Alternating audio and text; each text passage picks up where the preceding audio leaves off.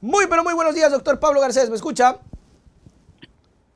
Buen día, Nelson. Buen día a todas y todos quienes nos escuchan. Lo escucho claro y fuerte. ¿Cómo estás? ¿Cómo está, Pablo? Muchísimas gracias. Catedrático, decano de Relaciones Internacionales de la IAM, para tener en cuenta, mis queridos amigos, y con quien vamos a hablar de coyuntura, de lo que pasa en el país, de estas elecciones. Y yo quiero entrar con el análisis precisamente por ahí, Pablo. ¿Cómo ves estas elecciones anticipadas? ¿Cómo analizas estas elecciones anticipadas? Bienvenido. Bueno, creo que a pesar de que era un escenario muy posible y quizás altamente probable, la mayoría de nosotras y de nosotros nos cayó como sorpresa esta decisión que finalmente tomó el presidente de la República. Y tanto es así que incluso las instituciones resultaron sorprendidas. Ya Sí. vemos cómo el Consejo Nacional Electoral ha tenido que moverse apresuradamente e incluso el propio Ejecutivo. El Ministerio de Economía no ha enviado los fondos necesarios oportunamente para poder responder a esta decisión del gobierno nacional. No solamente a la ciudadanía, sino incluso a las instituciones del Estado ha tomado por sorpresa y creo que nosotros podemos ver ahora cómo partidos políticos, Consejo Nacional Electoral y como, insisto, el propio gobierno ha tenido que improvisar mucho sobre la marcha. Así es, y eso nos tiene ahora con la decisión, porque Pablo, todo termina siendo nuestra decisión. ¿Cómo ves en cambio ahora este lado, el lado de la gente, el lado del votante? ¿Cómo es muy difícil, ¿verdad? No tenemos una bolita de cristal, pero ¿qué piensas tú que busca la gente en los candidatos o en particular en estos candidatos? Interesante pregunta, Nelson. Yo ahí tendría dos reflexiones. En primer lugar, creo que es importante reconocer que, según incluso lo que indican las encuestas que se han realizado al respecto, la ciudadanía está viviendo un momento de pesimismo profundo. Uh -huh. Yo pregunto, Nelson, te pregunto a ti, le Ya. pregunto a tu distinguida audiencia, Ok. cuántos de nosotros estamos y pensamos con optimismo que el siguiente gobierno será mejor?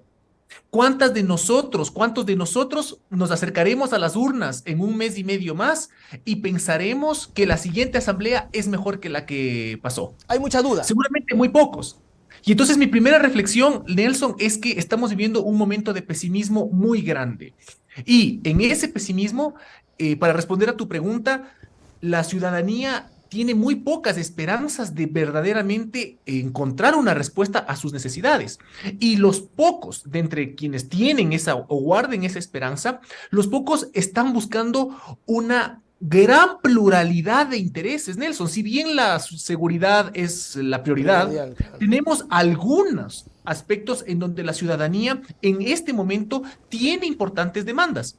Podemos hablar solamente para ejemplificar, Nelson, de tres. Ya. La ciudadanía busca respuestas para seguridad, Sí. la ciudadanía busca respuestas para la sociedad, y me refiero con eso empleo, economía y salud y educación, y Ajá. finalmente la sociedad busca una respuesta para lo que es el medio ambiente. Tanto es Ok. así que tenemos una consulta popular también, Sí, ¿verdad? sí, sí. Entonces, vamos a ver qué candidatos ofrecen respuestas en esos ámbitos. Es decir, la gente sí va a detenerse a pensar un poquito en quién me da estas respuestas en temas amplios. Y yo justamente hablaba de Topic hace pocos minutos, que tengo, no sé por qué, la sensación de que se empezó a desinflar.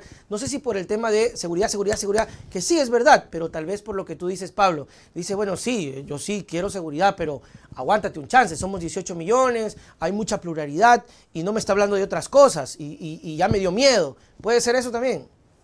Pero por supuesto, Nelson, la seguridad es la prioridad por lo dramático que es y porque se ha vuelto un tema tan urgente y los indicadores son acuciantes, pero al mismo tiempo no es la única preocupación. Uh La -huh, gente está insegura, pero también está desempleada, Nelson. uh La -huh, gente adicionalmente tiene niños que no envía a las escuelas porque las escuelas están en unas condiciones deplorables. uh -huh. Y las personas que necesitan atención de salud no tienen acceso a medicinas y no tienen acceso a un servicio de calidad.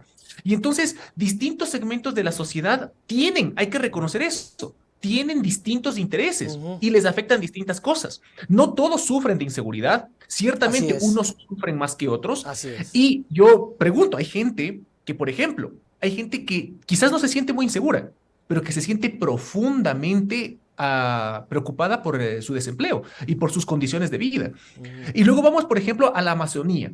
donde quizás los indicadores, si vemos, no son tan preocupantes en términos de seguridad como quizás lo son en algunos sectores de la costa ecuatoriana. Claro, claro, Pero en la Amazonía nos interesa la pregunta del medio ambiente. claro. Y entonces es necesario que un candidato pueda entrar en una discusión mucho más diversa para que pueda aglutinar los intereses de la sociedad y no centrarse en una sola dimensión. Ujú, Este puede ser una explicación para lo que tú mencionabas, claro. candidatos que son unidimensionales, Ujú. o otros analistas los han llamado monotemáticos, ¿no es cierto? Se concentran solamente en la seguridad y descuidan y no tienen respuestas para el resto de preguntas.